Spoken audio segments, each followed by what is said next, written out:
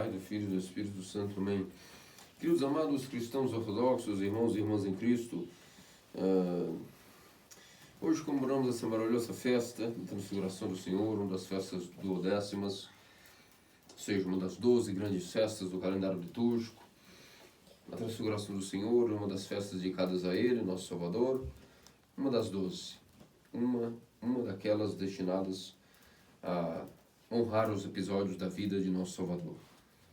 E então o que se passou isso foi que no Monte das Oliveiras, no Monte Tabor, Nosso Senhor costumava se recolher neste monte, no Monte Tabor, e nessa ocasião ele levou, na verdade, 3 de seus principais discípulos, Pedro e os filhos de Zebedeu, os Boanerges, os filhos do Trovão, Tiago e João. Esses 3 foram privilegiados a contemplar a ressurreição da filha de Jairo, também foram privilegiados agora também ao contemplar os mistérios do que iria ocorrer, a transfiguração do Senhor, e, portanto, eram, entre os discípulos, eram como que os principais, os que tinham mais intimidade com o Senhor, os que ele escolheu por algum motivo revelar os seus mistérios mais íntimos, mais inefáveis. E então, ao subirem no monte, Nosso Senhor começou a orar, e enquanto orava, sua face se transfigurou. Mas não somente sua face, seu corpo se tornou mais branco que a neve, suas vestes se tornaram alvas, de tal maneira que uma luz começou a pairar sobre os discípulos, e eles ficaram até mesmo embasbacados com aquilo, um temor, um estupor se apoderaram um deles, não conseguiam contemplar, tiveram que colocar os olhos abaixo, e então tiveram como testemunhas desse evento, de repente, começou com Nosso Senhor, no meio dessa luz incriada, Moisés e também o profeta Elias. Portanto, meus amados cristãos ortodoxos, antes desse evento, Nosso Senhor havia dito, como que alguns dias atrás, que alguns dos que estavam aí não iriam morrer sem ver a manifestação do reino dos céus. E o Filho do Homem sendo erguido, e os anjos subindo e descendo sobre ele. E isso ele disse justamente após ter anunciado aos discípulos que ele iria passar pelo Gólgota, pela sua paixão, e para fortalecê-los, no final disse, ao anunciar a sua paixão, de que também alguns daqueles que estavam ali não deviam se preocupar, porque era necessário que tudo isso ocorresse, que o Filho do Homem fosse erguido sobre a cruz, mas que inclusive alguns dos que estavam ali não morreriam sem ver a glória do reino dos céus, o Filho do Homem, os anjos descendo e subindo sobre o Filho do Homem.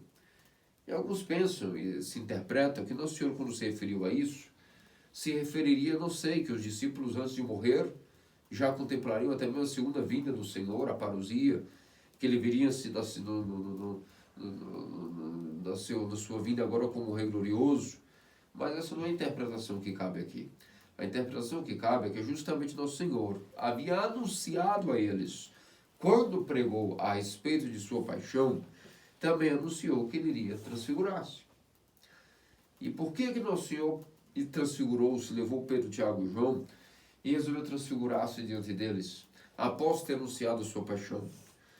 O objetivo da transfiguração, antes de qualquer coisa, era ter fortalecido primeiro a fé dos três principais, para que no momento oportuno eles se lembrassem desse ocorrido e explicassem aos demais discípulos, quando Nosso Senhor estivesse perdido no Hades, completamente ainda resgatando as almas, nos 3 dias que ele demorou para realizar esta obra da salvação, que eles não ficassem perdidos, que fossem refletir que Nosso Senhor subiu para a cruz voluntariamente. Por que voluntariamente? Por que ele não foi levado à cruz, digamos assim, à força? Pelo contrário, ele mesmo subiu e foi correndo para Jerusalém, ele mesmo entregar-se. Não é que ele foi entregue, ele entregou-se nas mãos dos fariseus para ser crucificado.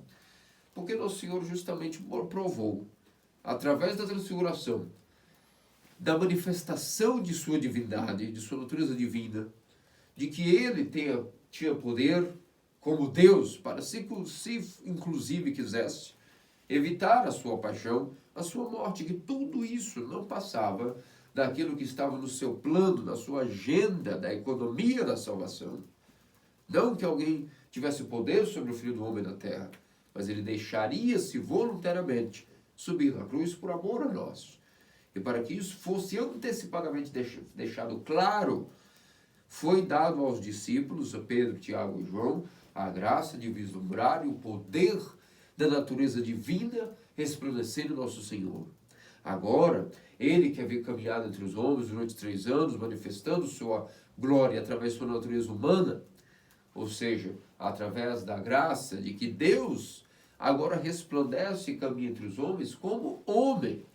Essa maravilha que durou quase 3 anos, onde Nosso Senhor manifestou a sua natureza humana, Deus eterno, manifestou a sua natureza humana, agora no Tabor, escolheu o momento oportuno para manifestar a sua natureza divina, através como do resplendor de uma luz incriada, uma luz eterna, a chamada, autodenominada popularmente, a luz do Tabor, a luz tabórica, essa luz mística.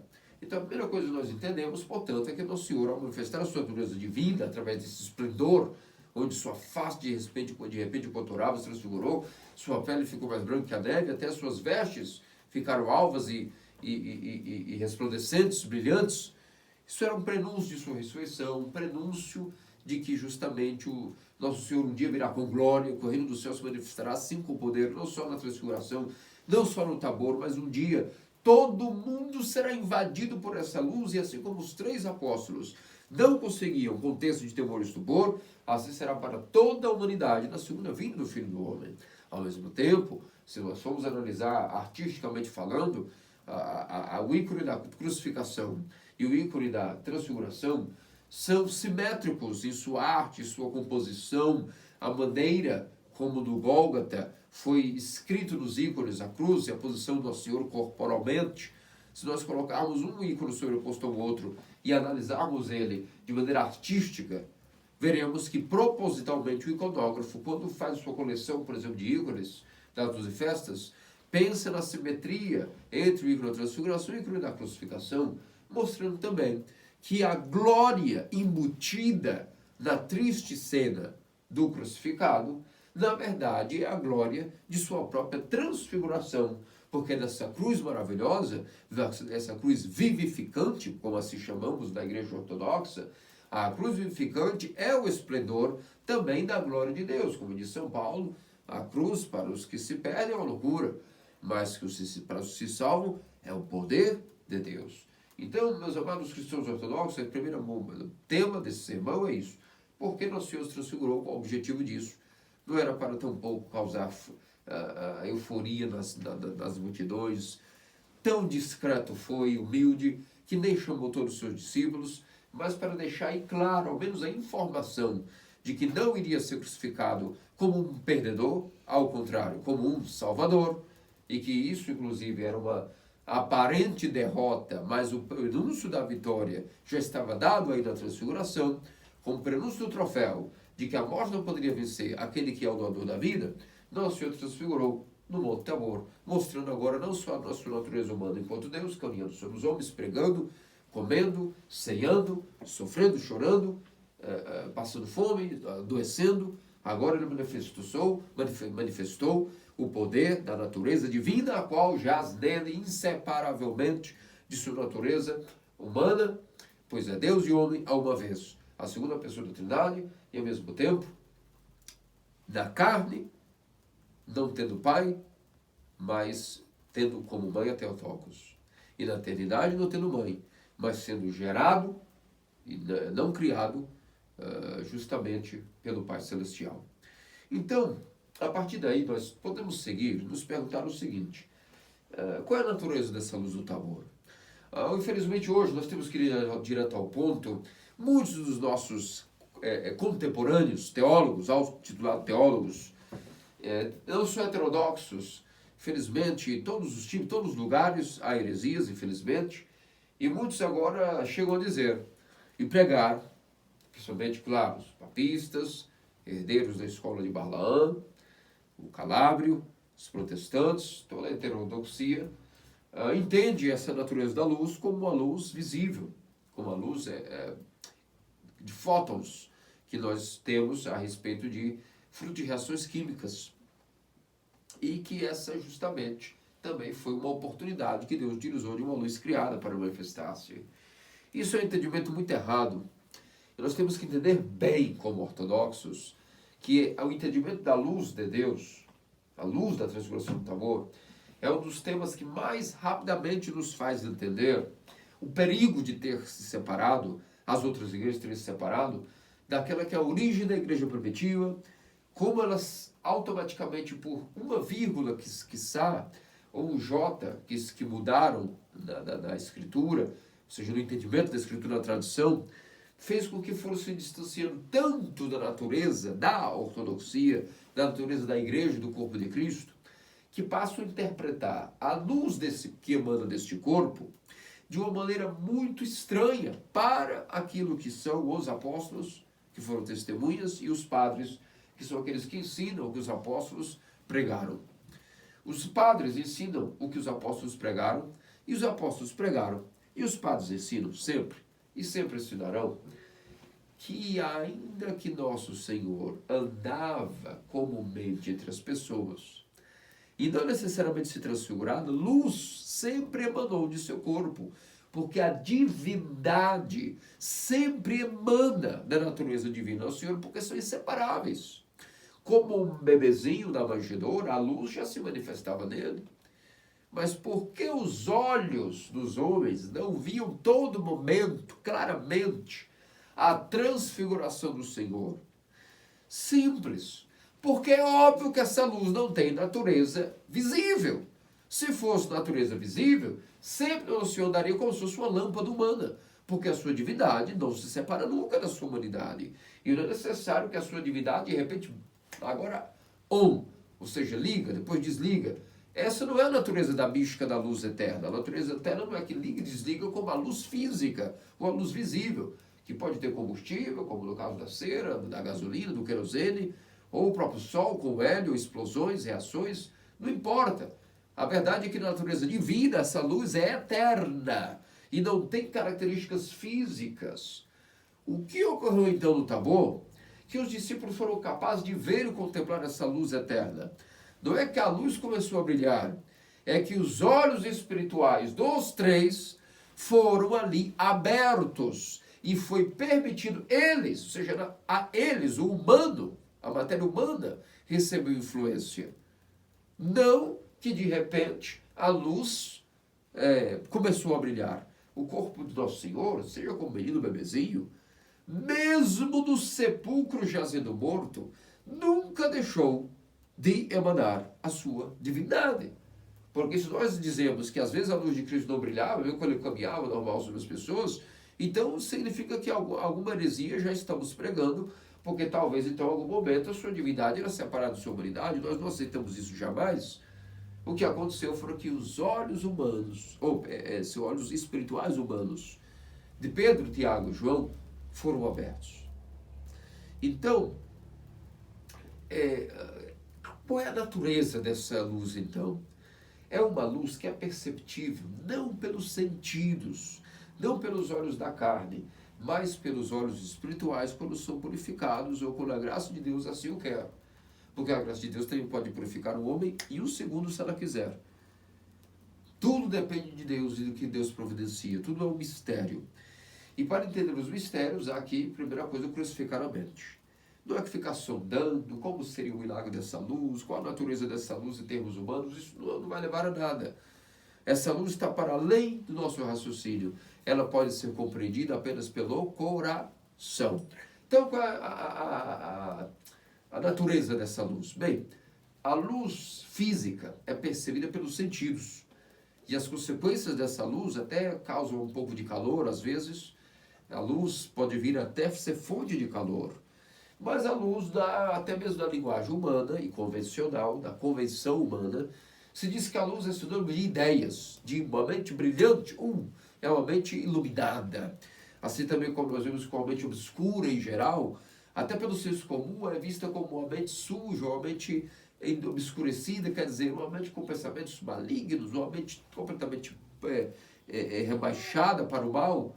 Até a convenção diz, o homem brilhante, o homem que tem a mente brilhante, ou seja, a mente dele está iluminada de ideias, de conhecimento.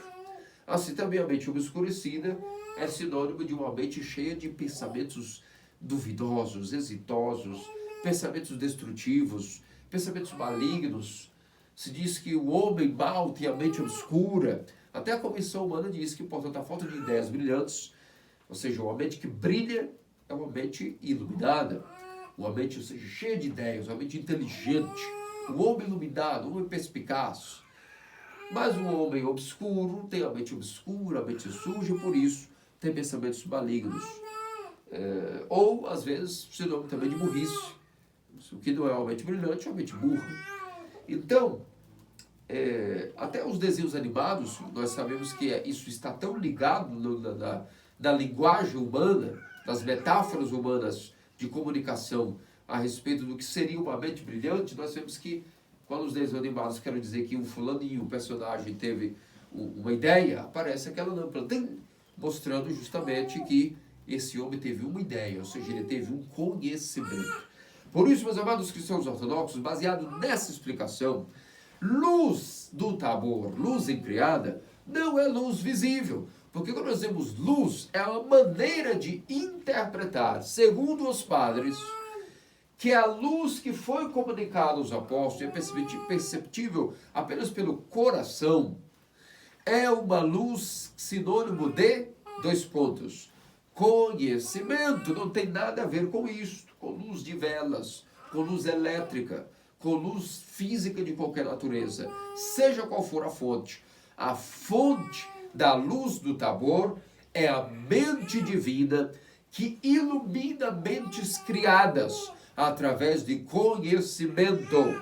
Então, se chama luz, mas na verdade é conhecimento, é poder e graça de Deus, a qual, por mais que nós percebamos com o coração, quando está imerso na graça do Espírito Santo, um brilho inefável, isso é apenas uma figura de linguagem, uma característica mística e misteriosa do conhecimento que foi passado e nós, por convenção espiritual, para que o homem possa entender do que é que nós estamos falando, já que esse conhecimento é eterno e, ainda que articulado em linguagem humana, fruto da fonte eterna, portanto algo misterioso, se chama luz, no sentido de que é conhecimento, graça e poder de Deus, atuando no homem,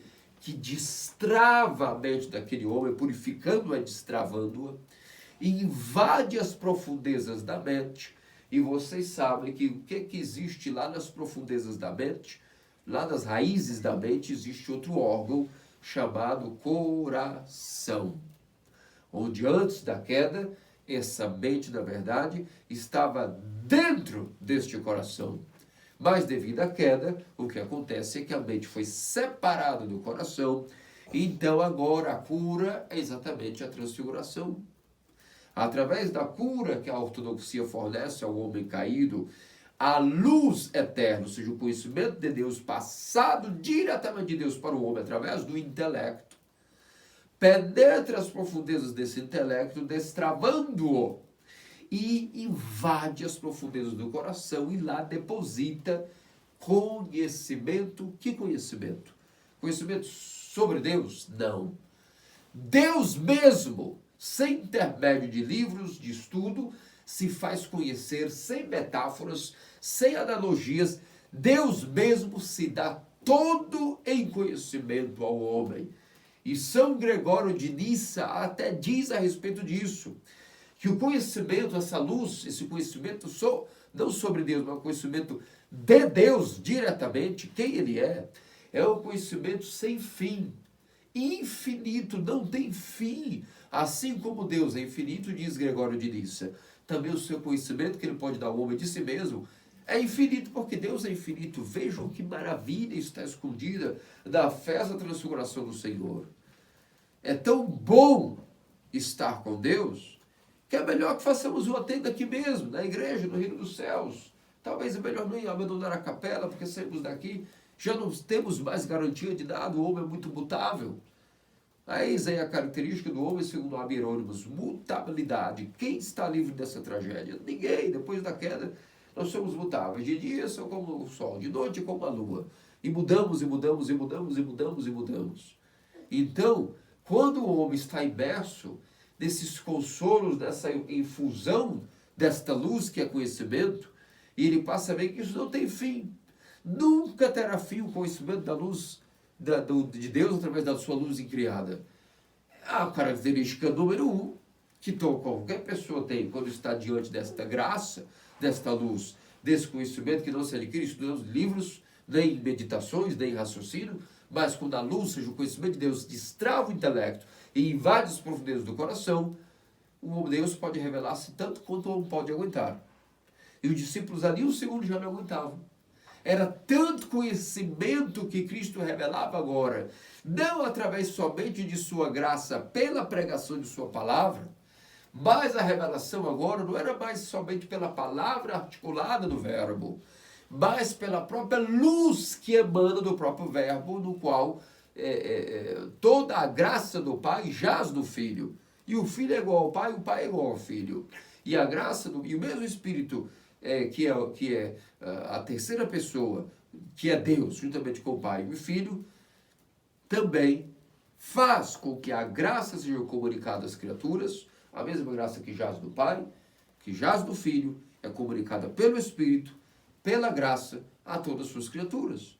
E um segundo, Pedro, Tiago e João estavam recebendo esta graça, já não aguentaram. Acabamos de ler no Evangelho, que o temor e o estupor os permearam ao ponto de estarem de bruços, com as cabeças baixadas, inclinadas e completamente temerosos, mas ao mesmo tempo era muito bom.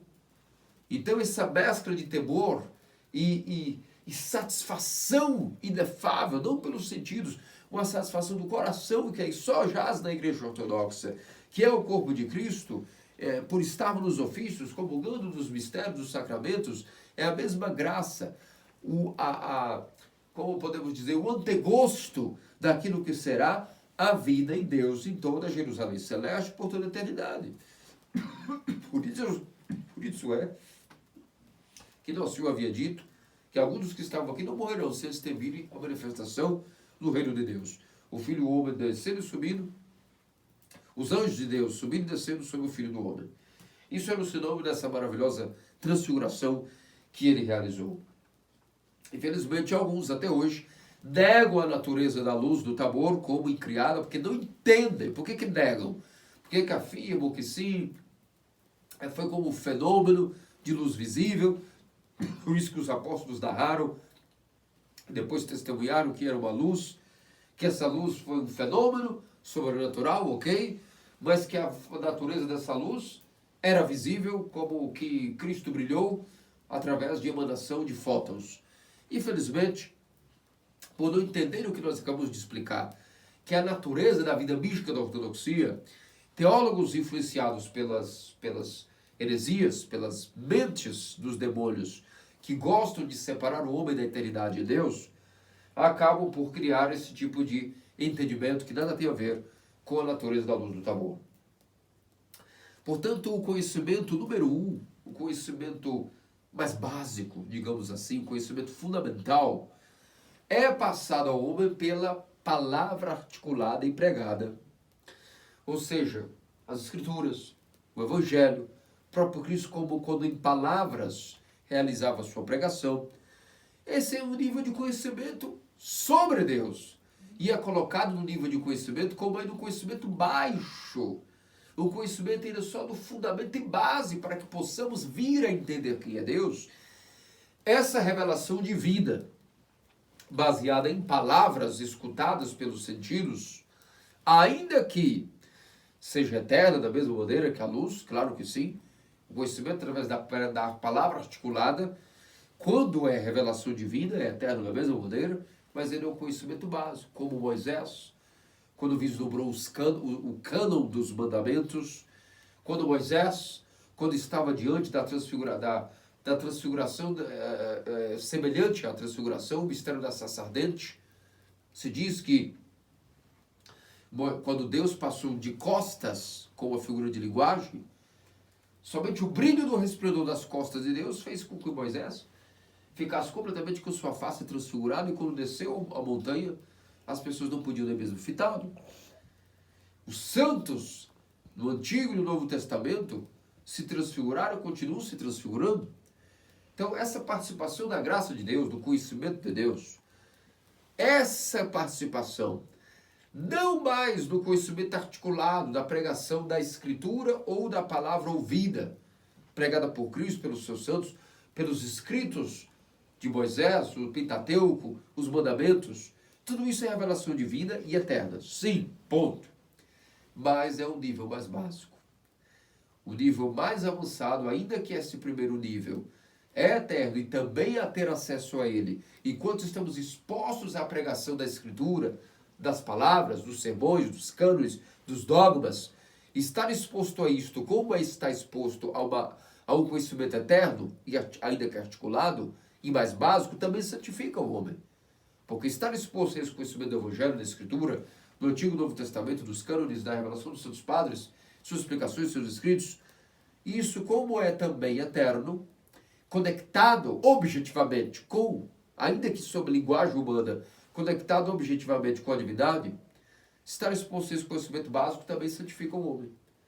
Entretanto, o conhecimento que mais santifica o homem, que mais o torna imagem agora e semelhança a Deus, é o conhecimento participativo da luz do Tabor, da luz incriada, da luz eterna, onde esse conhecimento agora elevado não nos preparará apenas para saber coisas sobre Deus, mas conhecer diretamente a Deus no terceiro e último nível de conhecimento que se pode ter, como São Paulo chega a dizer: o que vi e contemplei ali nem o coração mesmo pode sentir, assim também como os ouvidos podem escutar, nem os olhos ouvir, nem a palavra proclamar, nem o coração sentir, são as maravilhas que estão destinadas, preparadas para o homem.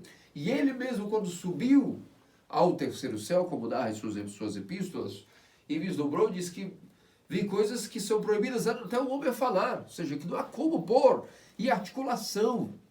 Então esse conhecimento elevado da luz incriada não tem como simplesmente ser comparado com o conhecimento primeiro básico, de ter informações sobre Deus, da revelação divina, claro, que ele começou a se revelar ele mesmo, através de cânones de mandamentos, da própria escritura e da tradição vocal. Quando falamos do conhecimento relacionado à luz do Tabor, é o conhecimento mais elevado adquirido por uma mente que purificada, poder ter acesso a essa bomba de conhecimento, de luz, que essa mesma luz permeará as profundezas do coração, dando conhecimento não para o raciocínio, mas para a sede das potências e das faculdades de um homem, que poderá ser agora energizado, assim digamos, com a própria graça da divindade, do próprio conhecimento, não sobre Deus, mas de Deus. Infelizmente, esse conhecimento todo, meus amados cristãos ortodoxos, nos tempos de hoje, pelos nossos teólogos contemporâneos, não há um só deles, cite-me algum, se tiver, não vou encontrar, garanto que não vou encontrar. Os teólogos atuais, auto-intitulados teólogos, não trabalham nesta linha de raciocínio mais, porque estão desconectados da tradição da igreja primitiva. Quem mantém essa linha somos nós, os ditos verdadeiros ortodoxos, porque existem, infelizmente, os inovadores e modernistas que já estão preparando, vocês sabem, a religião do anticristo e acoplando ideias deturpadas a respeito da luz do Tabor para fomentar uma religião ecumênica, uma religião universal. Por isso, queridos cristãos ortodoxos, nós vemos que, como citei exemplo de Moisés, também podemos citar vários outros santos que também se transfiguraram. A transfiguração não foi exclusiva só da pessoa de Cristo, é o seu corpo que se transfigurou. E se o seu corpo é a igreja, Toda a igreja participa também desta graça criada, e é por isso que a igreja também é detenedora de todo o conhecimento de Deus. Não se conhece Deus fora da igreja. Você pode ter até uma ideia de quem é Deus fora da igreja, uma ideia. Mas conhecer a Ele mesmo, face a face, é necessário estar dentro do seu corpo, viver e a intimidade desse corpo, e é necessário, portanto, estar vinculado àquilo que é a sua igreja, a sua vida interior, que é a igreja. Nós vimos, portanto, a natureza dessa luz do Tabor, vimos o motivo de porque nosso Senhor se transfigurou, vimos a natureza dessa luz, distinguimos ela da luz visível, ou seja, da luz visível, como sendo ela uma luz invisível. Nós vimos que essa luz também é conhecimento. Nós vimos também que essa luz é um conhecimento, inclusive, eterno. E tem vínculo direto, objetivo e inseparável com a própria divindade eterna de Deus. Portanto, não somente a luz do Tabor é deturpada nos dias de hoje, meus amados irmãos e irmãs em Cristo. Também estamos numa era, a chamada era do maldito nominalismo. O nominalismo teológico.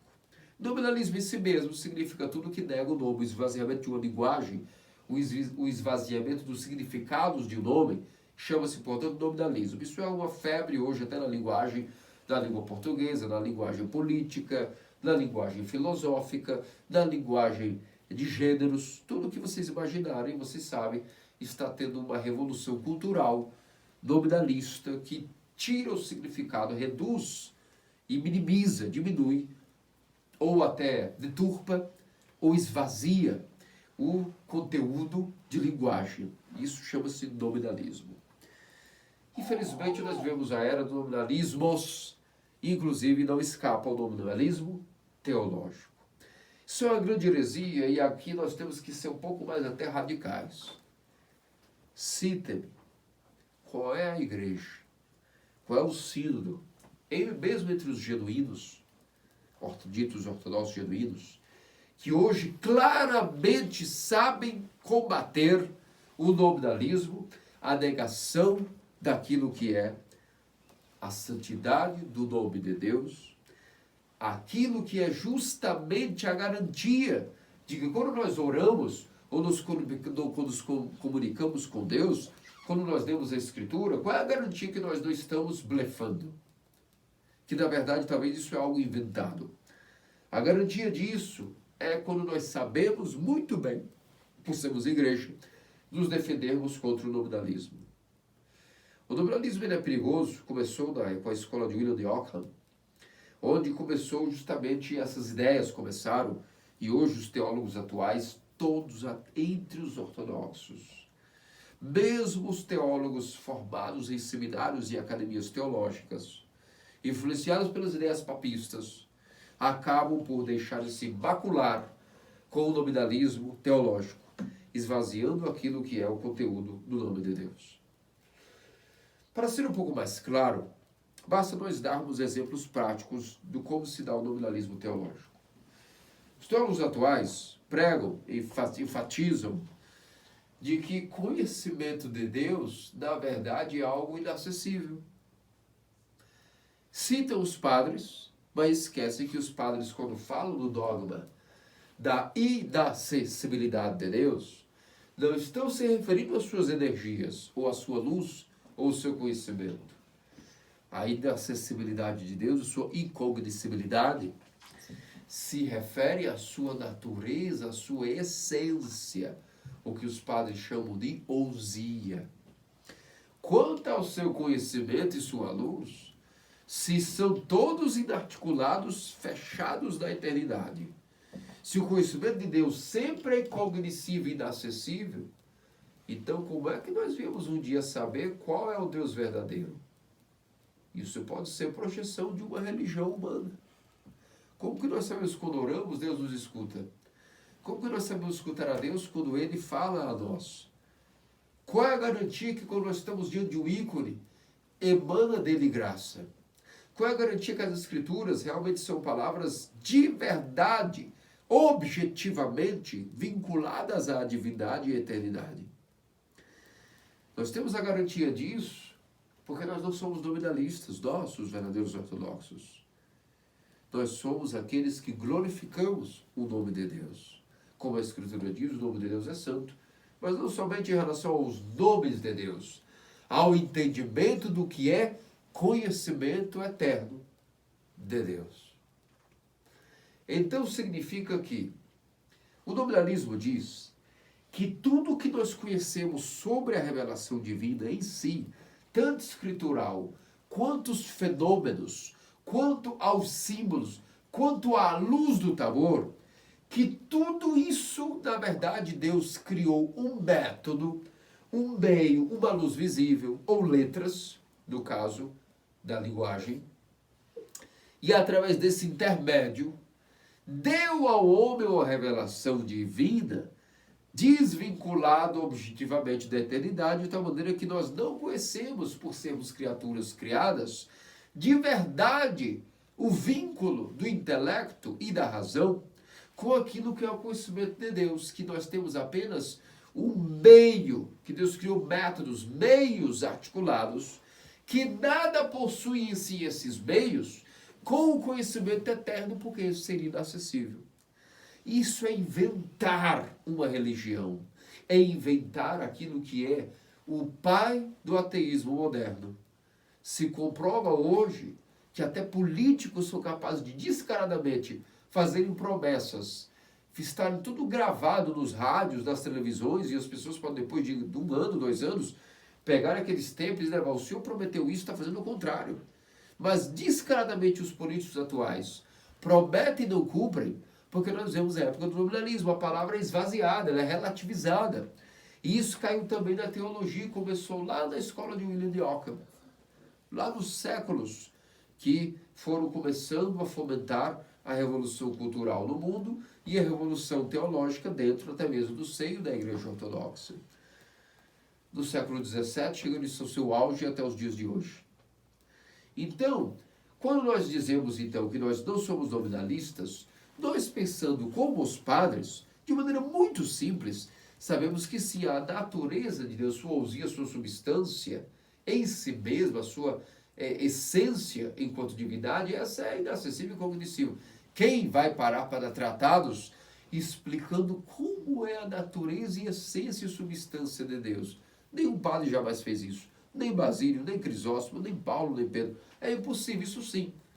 Agora, o conhecimento que emana como luz desta essência, sendo esse conhecimento eterno, porque se brota da fonte da essência que é eterna, tem que ser esse conhecimento também eterno em si mesmo, esse conhecimento não pode ser articulado em linguagem?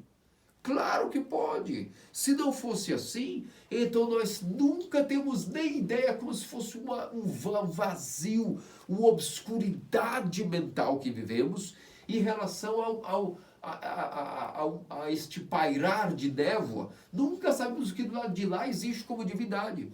Temos apenas quebras-cabeças mentais que Deus criou para nós juntarmos peças e ficarmos imaginando eternamente, através de meditações, quem seria Deus, a Escritura, o Gênesis, as cartas, os profetas.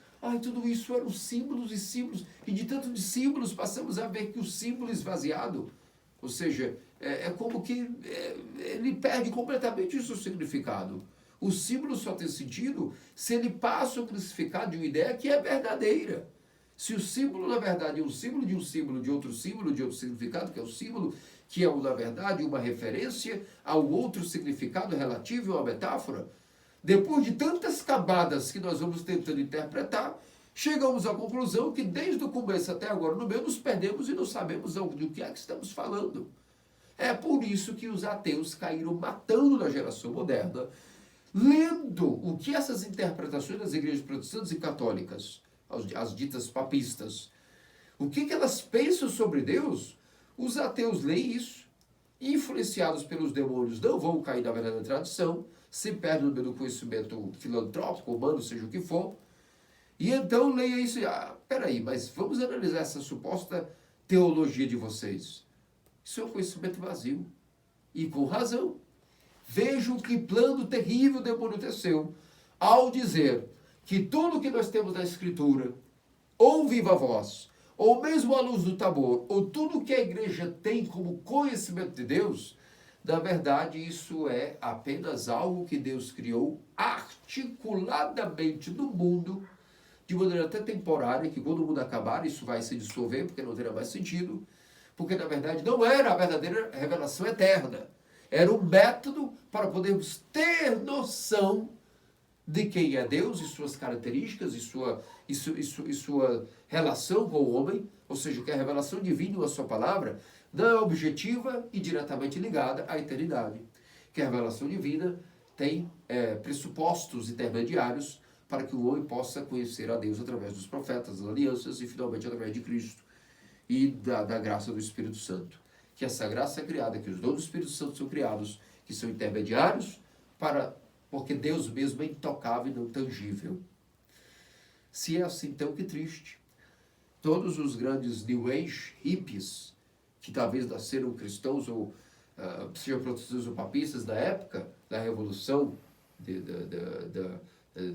movimentos Back to the Land, movimentos de Woodstock, todas essas coisas, todos eles, ainda que tivessem nascido em igrejas cristãs, como eram pessoas intelectuais, estudaram e estudando as ciências, quando foram estudar a ciência divina, a ciência da teologia, eles perderam a fé completamente das religiões por isso. E por isso caíram para adorar a natureza, adorar o mundo, a terra e todas essas questões. Vejam que consequência gravíssima ao estarmos desvinculados dos graus de entendimento que só a Igreja Ortodoxa, o cristianismo guarda. E o cristianismo não é nominalista. O cristianismo entende bem que desde a Escritura, o Torá, o Gênesis, os mandamentos, o Evangelho escrito que chegou até nós, os escritos dos padres, o que eles têm de revelação da mente para escreverem sobre Deus? Eles não estão escrevendo caraminholas, nem de suas cabeças, e também não é o caso aqui que o Espírito Santo cria entre a sua terceira pessoa da eternidade, com o Pai, o Espírito e o homem, que cria ideias acerca de símbolos que fomentarão ideias sobre a eternidade. Negativo. Quando nós dizemos que a luz do Tabor invade a mente do homem, destrava e afunda o coração com conhecimento, mergulha ele no próprio conhecimento de Deus, nós estamos falando que é um conhecimento diretamente e objetivamente ligado à divindade, à eternidade, sem intermédio de tokens, de nenhum tipo de amuleto, de símbolo, nem de intermediário, mas que Deus sabe, ele sim, como fazer com que o seu conhecimento seja articulado na linguagem do homem. Querem a prova teológica disso? Quando Nosso Senhor se transfigurou, apenas o seu corpo ficou branco como a neve? Não! Vemos que até as suas vestes se transfiguraram e ficaram alvas. Ora, a veste de Cristo na igreja é a sua teologia. A veste de Cristo, como sendo uma túnica, como você sabe, sem costura de ponto a ponto, se vê que não há várias fontes para a doutrina, que só há uma fonte para a doutrina. Por isso a túnica de Cristo foi tecida pela sua mãe, a Theotokos, sem costura. Ou seja, de ponta a ponta é uma peça única, ou você rasga ela toda, ou você ateia ela toda. Não existe meio termo. Não sei como arrancar mangas ou bordas. É uma peça única, sem costura, de ponta a ponta. Significa a fonte da doutrina da teologia da igreja, não tem várias fontes. É uma só fonte. Logo, não tem intermediários. É a própria divindade, operando através de sua luz, de seu conhecimento articulado. E se as vestes, que é a teologia da igreja, foram transfiguradas no Tabor, as vestes, então a teologia significa o quê? Que a linguagem humana não diminui em nada aquilo que é o conhecimento eterno de Deus, como alguns pensam. Não, porque na hora que nós colocamos em palavras na linguagem humana, o conhecimento da divindade já foi esvaziado, diminuído. Negativo. Ao contrário, assim como até as vestes de Cristo foram transfiguradas, assim também a linguagem humana não diminui em nada o conhecimento eterno de Deus sobre ele mesmo. Mas, ao contrário, através da revelação divina, os nomes de Deus, as palavras da linguagem recebem elevação, sublimação, Veja, não estou falando deificação de linguagem, como alguns nos acusam falsamente de sermos adoradores do homem. Eu estou dizendo que assim como as vestes de Cristo foram transfiguradas, em nada a teologia, ou seja, o conhecimento de Deus, diminui ao colocar-se articulado na linguagem.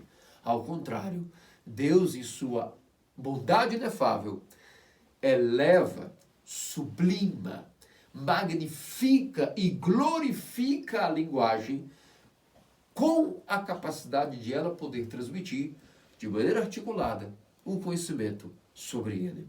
Que belíssimas explicações nossos santos padres nos dão. E aqui temos um exemplo, que se quer um teólogo recente, um dos fundadores de nosso monastério, um dos que fundaram com assinatura o nosso monastério, que hoje, inclusive, comemora 61 anos de aniversário, nosso monastério de Santa Figuração em Boston, fundado há 61 anos atrás, quando ainda nem existia sacerdote ou hieromonge no Sinódia de Padre Panteleimon. Quem celebrava as liturgias para os monges, para aquela comunidade pequena, era nada mais nada menos que a grande autoridade teológica, e entre os teólogos contemporâneos do século XX, o único que não era nominalista, George Florovsky. Este sacerdote, de maneira exemplar, sendo um grande teólogo e autor de escritos, escreveu vários livros. Entre vários livros dele há um capítulo onde ele fala justamente a revelação divina e linguagem articulada.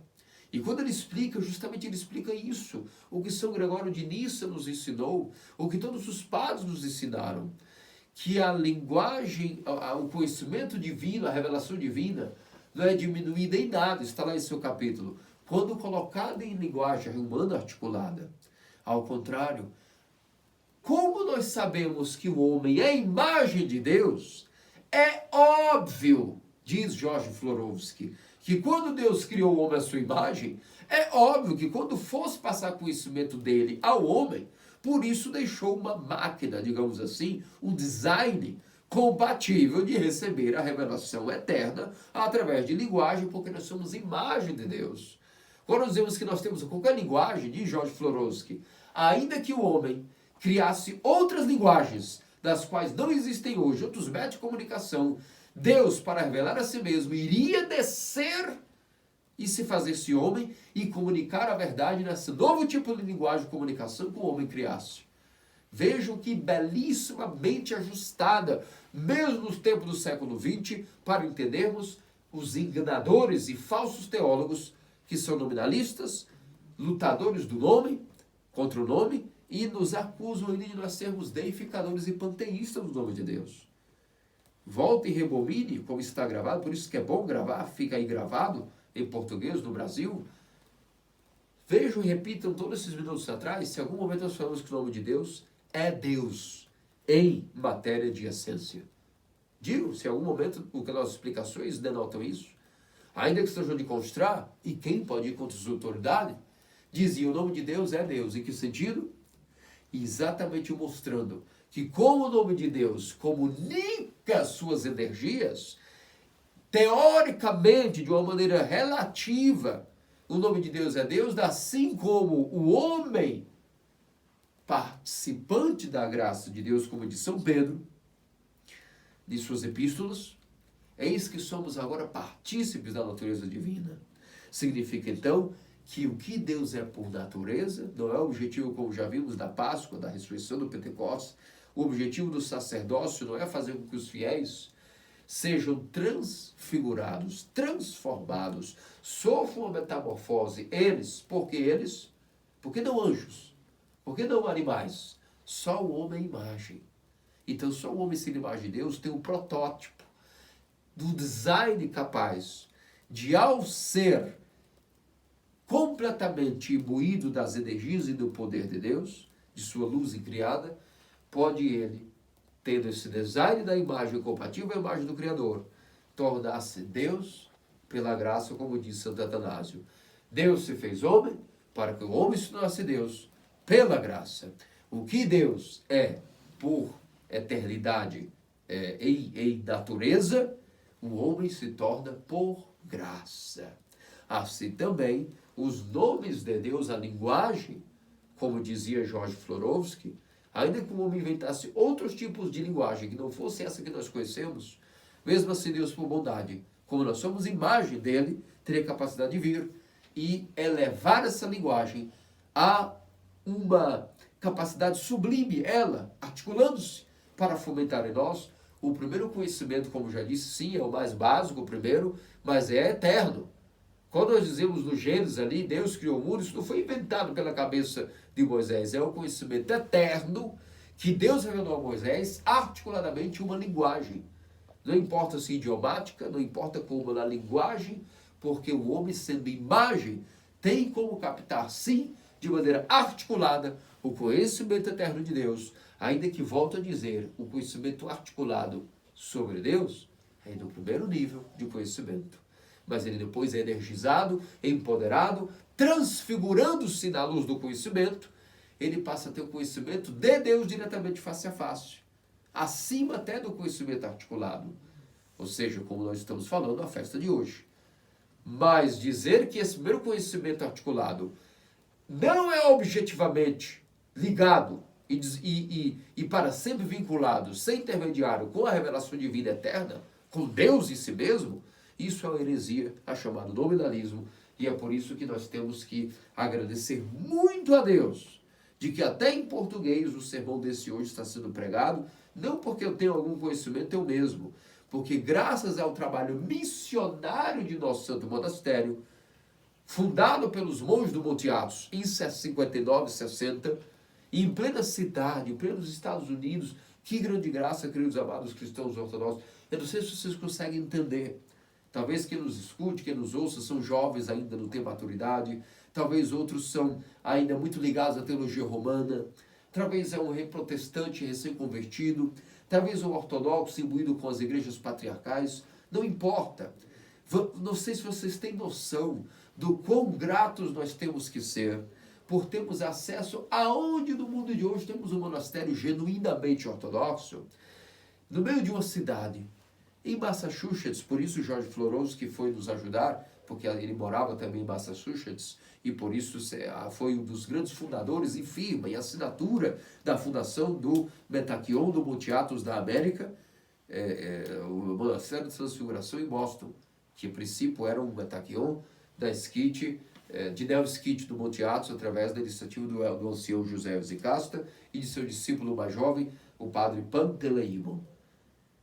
No meio da cidade, de maneira acessível a pessoas que chegam pelo aeroporto, via terrestre, transfigurando a vida de pessoas ali, no meio da onda do furacão, do olho do furacão do século XX e XXI, onde nós estamos completamente distraídos pela avalanche do rush, das tentações, e em plena cidade importantíssima do mundo como Boston, de maneira urbana, temos um monastério com tudo que tem direito ao gabarito, os ofícios de liturgia diária, os cânones, os mandamentos, e esse monastério sendo o centro espiritual de nosso sínodo, da Santa Igreja Ortodoxa da América do Norte.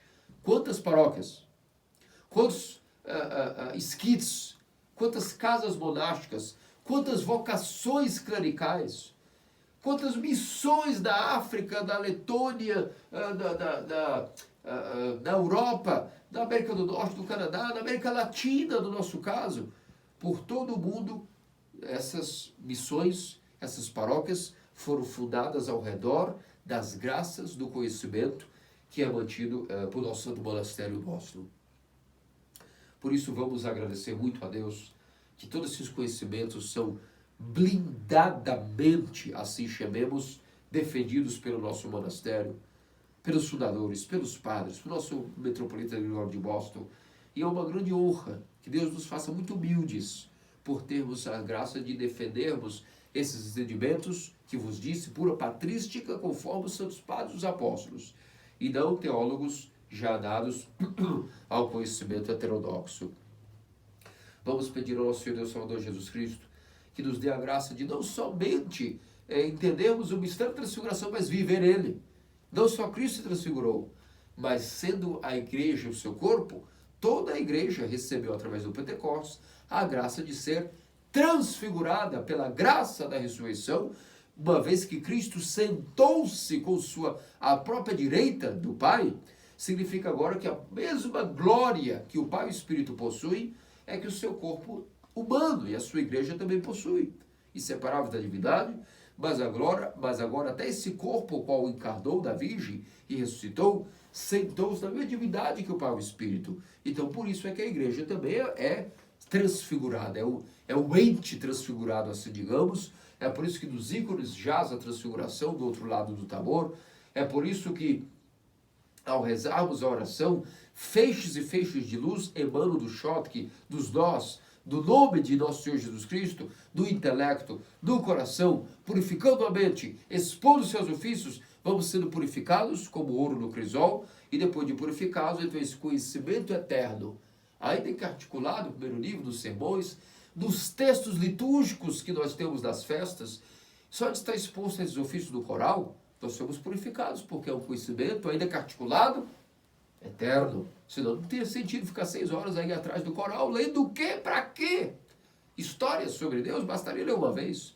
Mas nós repetidamente, ainda que com a graça inédita, porque a graça sempre é inédita, repetidamente, ano após ano, festejamos as festas, lemos o que o horológio, o que o Menéa nos dá, os livros das festas, e somos banhados como um bronzeamento, não artificial, bronzeamento eterno, com luz eterna, com luz incriada da graça de Deus, expondo-se a esse conhecimento primeiro articulado, mas como é eterno e não tem intermediário, e é oriundo da própria divindade, então, ao ler os ofícios, somos também transfigurados, recebemos essa luz. Ao escutarmos os sermões, estarmos na leitura do Evangelho, na leitura da primeira leitura, na leitura dos apóstolos, das epístolas, quero dizer, durante os ofícios, as litanias, as proclamações da liturgia, ao próprio auge, a mutação das espécies.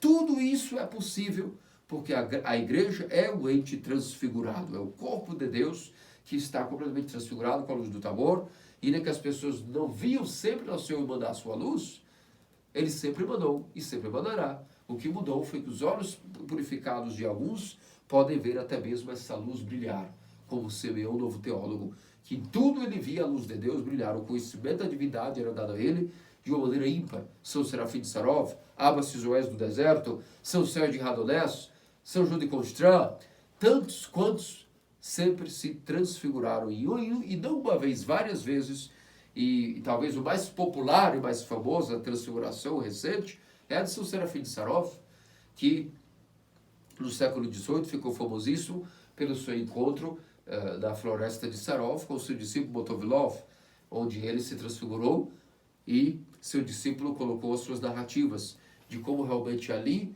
o aroma era diferente. Em plena neve, o seu corpo estava ali, parecendo que estava aquecido num calor inefável. A face de seu serafim não era vista. Um leve semblante de sua barba era possível ver, mas ele não conseguia fitá-lo.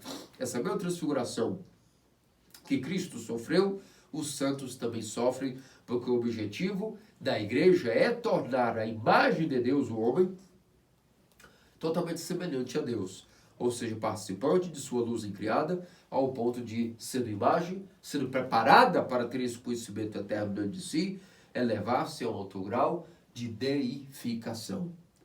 Portanto, meus amados cristãos ortodoxos, vamos seguir firmes nessa batalha atual contra o nominalismo, o ecumenismo, todas essas modernidades, entendendo a maravilha, as maravilhas que são reservadas àqueles que possuem o conhecimento da verdade. A vida mais feliz é fazer parte da verdadeira igreja. E a vida muito triste é estar longe desses conhecimentos que enchem a alma. Que sentido, para que nós estaremos aqui, se fosse somente para ficar lendo palavras intermediárias que Deus criou, que não tem nada a ver objetivo e diretamente com a sua divindade. Seremos até deprimidos espiritualmente. E é por isso que as religiões causam depressão. Há uma tristeza de que as pessoas disfarçam. No fundo, há um vazio por seguir a Deus fora da ortodoxia. Mas na ortodoxia, quanto mais se segue a Deus, o conhecimento como é eterno e sem fim, cada ano nos alimenta mais e mais. Esse conhecimento, que é luz, que é amor, que é paciência, sabedoria, compaixão, misericórdia, e uma só palavra, luz, conhecimento, não sobre Deus, mas conhecimento diretamente de quem é Deus. Portanto, nosso Senhor Jesus Cristo faça-nos dignos de, nesta vida, estarmos sempre bebendo e bebendo mais do conhecimento da verdade, nesta vida e muito mais na vida futura. Amém. Amém.